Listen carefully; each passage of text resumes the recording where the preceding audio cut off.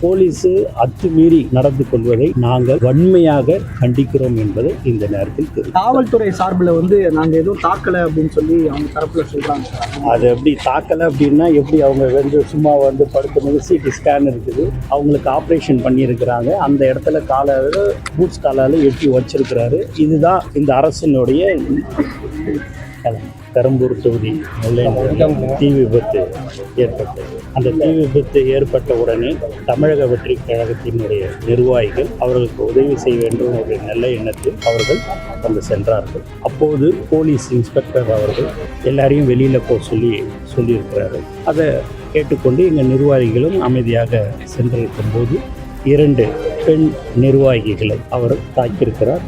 அதற்கு எங்கள் தலைவர் அவர்கள் எதிர்ப்பு தெரிவித்திருக்கிறார். மேலும் இப்படி ஒரு சம்பவம் நடைபெறுவதற்கு தமிழ்நாடு அரசு முழு பொறுப்பு ஏற்க வேண்டும்.